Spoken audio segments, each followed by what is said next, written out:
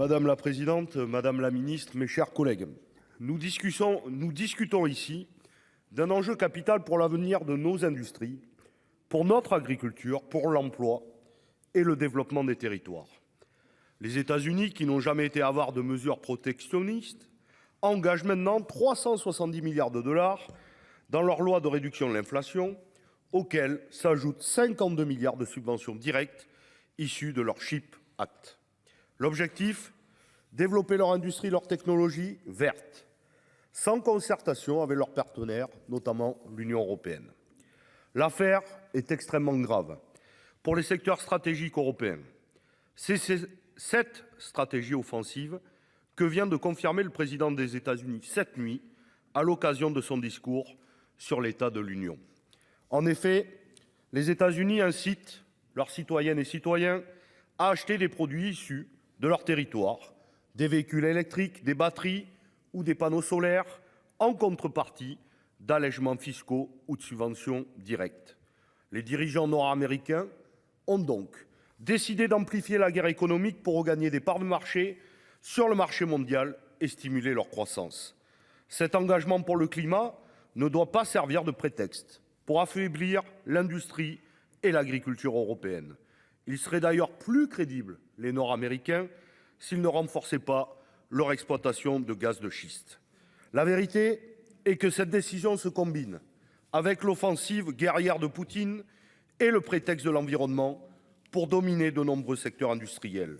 Tout cela sur fond d'un recul prévisible des pays occidentaux dans la production des richesses mondiales.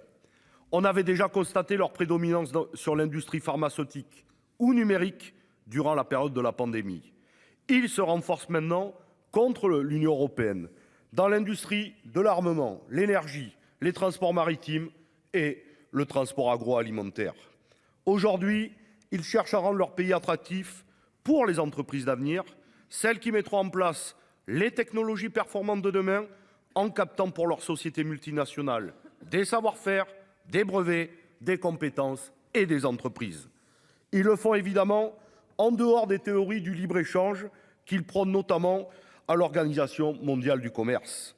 Ils le font dans le cadre de la guerre qui leur sert si bien pour affaiblir les industries automobiles allemandes, françaises et une multitude d'autres activités qu'ils réimplantent dans une Europe qu'ils avaient quelque peu délaissée.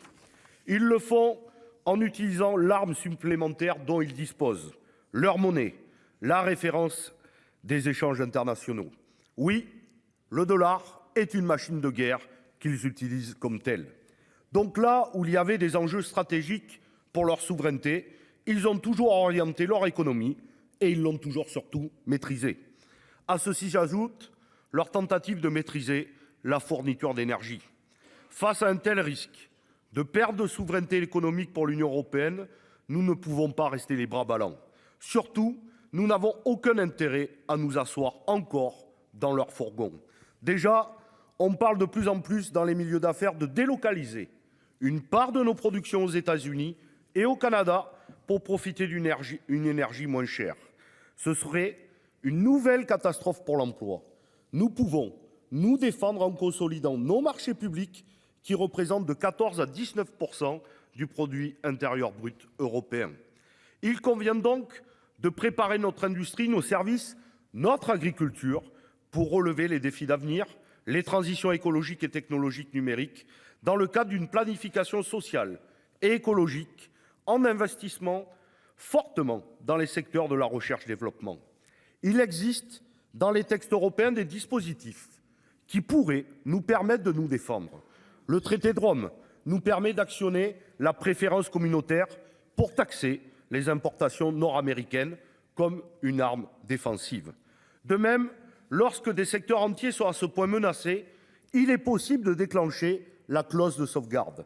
Autrement dit, nous n'avons aucun intérêt à être suivistes des États-Unis. Il faut au contraire faire entendre une voix autonome pour gagner un cessez-le-feu et la paix en Ukraine. Chacun comprend bien que l'alignement sur leur stratégie militaire empêche l'Union européenne et surtout la France de défendre ses intérêts stratégiques. Or, nous devrions avoir l'audace de bâtir des consortiums européens publics dans des secteurs comme le numérique, l'hydrogène vert ou encore l'énergie solaire, en favorisant des coopérations dans l'industrie automobile de demain, le transport maritime ou aérien. Nous devrions avoir l'audace de réviser le marché unique de l'énergie qui est un frein au développement. Enfin, il faudrait avoir l'audace de modifier les règles budgétaires européennes pour favoriser les investissements du futur. De ce point de vue, un fonds de développement européen offrant des crédits à taux nul serait utile et efficace, et je finis. Et les aides d'État comme des crédits européens doivent être conditionnés aux investissements verts et à la création d'emplois. Je vous remercie. Merci, cher collègue. La parole, la parole est à Madame la Ministre. On va laisser juste Monsieur le sénateur regagner sa place. Madame la Ministre. Merci Madame la Présidente. Monsieur le sénateur Gay, Mesdames et Messieurs les sénateurs, j'aimerais qu'en France, on fasse parfois autant notre promotion ou dans l'Europe que ce que les Américains savent faire de leur promotion, parce que tout ce que vous demandez, on le fait.